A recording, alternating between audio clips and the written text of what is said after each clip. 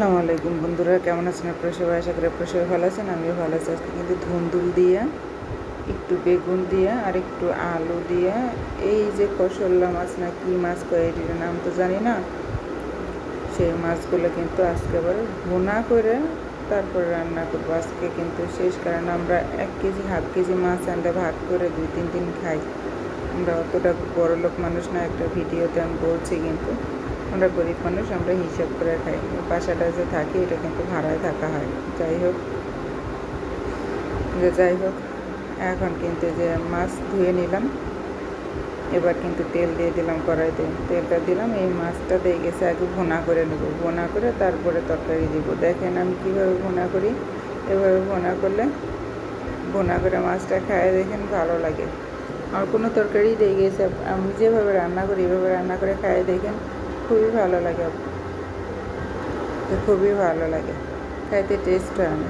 যাই হোক, যে আমি কিন্তু অল্প পেঁয়াজ দিয়ে দিলাম, যে অল্প স্বল্প পেঁয়াজ দিয়ে দিলাম, তারপরে একটু রসুন দিব, একটু জিরা দিব, সামান্য একটু আদা দিব, সামান্য, বেশি না, দিয়ে মশলাটাকে একদম ভুনা করে নেব, কষায় নেব। নেওয়ার পরে মাছটাকে তার ভিতরে দিয়ে তারপরে দিয়ে গেছে তরকারিটা কিন্তু আমি নেব। তো যাই হোক, আমি কিন্তু এই যে বড় ডাইগের হাতা খুন্তি দিয়ে কিন্তু নাড়াচাড়া শুরু করে দিছি বন্ধুরা। দেখছেন, নাড়াচাড়া করতে করতে কিন্তু এই যে মশলা টশলা সবই দিয়ে গেছে দিছি, আপনাদের কাছে বললাম, দিয়ে কিন্তু এখন কিন্তু এই যে খুন্তি দিয়া লাইরা চাইরা তারপরে কিন্তু টানতেছি। যাই হোক, নানগুন কিন্তু এত সহজ না, আবার সহজ। এইভাবে করে রান্না করে খাই দেখেন। একটু পানি দিলাম, পানিটা দিলাম এই কারণে যাতে পেঁয়াজটা নরম হয়ে যায়, সিদ্ধ হয়ে যায়। তো এর ভিতরে কিন্তু আমি এবার মাছ দিয়ে দিব। দেখছেন টক বগায় কেমনে করে বলক চলে আসতেছে,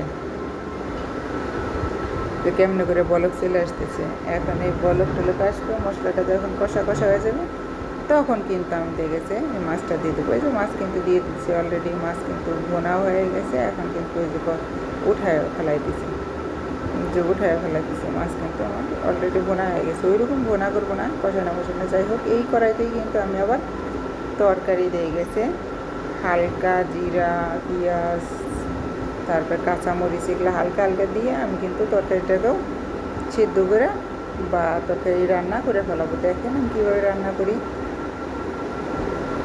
তো আমার রান্না এইভাবে খাইয়ে দেখেন, এটা অনেকটা টেস্ট। আজকে কোনটা মনে করে আজকে দিয়ে গেছে এইভাবে তরকারি রান্না করতেছে জানি না, নিজের ইচ্ছাকৃতভাবেই। আপনাদেরকে কোথা দিয়ে এইভাবে তরকারি রান্না করে আমাকে কমেন্টে জানাই যায়, আর হাতে পায়ে আঙ্গুলে যদি বন্ধুরা আপনাদের যদি ব্যথা বোধ না করে, তাহলে আমার ভিডিওটা দেখেন, একটু দেখেন।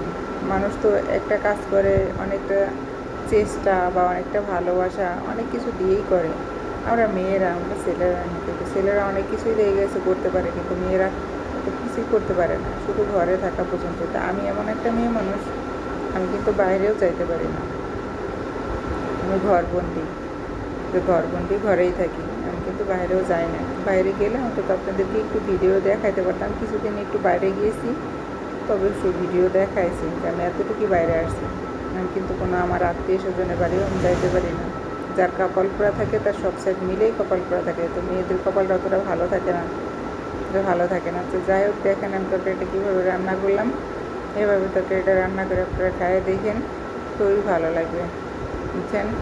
দেখছেন আমি কীভাবে তরকারিটা দিয়ে গেছে। এখন যাই হোক, মাছ তো দিয়েই দিলাম, দিয়ে দেওয়ার পরে তরকারিটা বলক আসবে, চুলাটা কমাই না ছিল, চুলাটার চালটা একটু বাড়াই নিলাম, বাড়াই নেওয়ার পরে এখন কিন্তু ওই যে খুন্তি মুন্তি দিয়ে নাইড়ে চাইড়ে তারপরে কিন্তু আমরা মাছটাকে দাবাই দিচ্ছি পানির ভিতরে। একটু পানি দিয়ে গেছে, পানি ঝোল যেটাই হোক, এটা দিয়ে গেছে, একটু দাবাই দিচ্ছি। এই যে ইয়েটা খুলছি, পরে কড়াইটা খুললাম, ঢাকনাটা খুলছি, খোলার পরে ধোয়াটাই ক্যামেরা বন্ধ হয়ে গেছে, কেউ কিছু মনে করেন না। যাই হোক, আমার তরকারিটা কিন্তু হয়ে আসছে।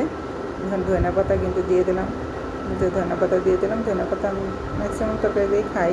ধনিয়া পাতা দিলে পরে তরকারিটার টেস্টটা অন্যরকম লাগে, খাইতে ভালো লাগে। 10 পাতার 1 পাতা কটা খাইতে ভালো লাগে। তো যাই হোক, এইভাবে কিন্তু আমি আস্তে আস্তে জাল দিয়ে আমি কিন্তু তরকারিটা ফেলাবো। তো তরকারিটা কিন্তু লাস্ট পর্যায়ে হয়ে আসছে। বুঝছেন, দেখছেন কীভাবে হয়ে আসছে। তো এখন আমি কিন্তু তরকারি যেহেতু হয়ে গেছে, আমার স্বামী খাইয়ে গেছে ওই প্লেটেই আমি কিন্তু খাবার খাই। এর আগে আমি একদিন বলছি যে আমার স্বামী খাইয়ে গেলে আমি কিন্তু ওই প্লেটেই খাবার খাই, আমার জন্য একটু খাবার সে রেখে যায়, সেই খাবারটুকুই খাই। তো যাই হোক বন্ধুরা, যে যেখান থেকে আমার ভিডিও দেখেন একটা লাইক করে যান বা চ্যানেলটাকে সাবস্ক্রাইবার করে যান বন্ধুরা। তারা সাবস্ক্রাইবার করলে আমার নেক্সট ভিডিও বানাইতে একটু আগ্রহ হয়, যে আগ্রহ হয়, একটু ভালো লাগে, যে একটু ভালো লাগে। তো আসসালামু আলাইকুম বন্ধুরা, ভালো থাকেন আপনারা সবাই।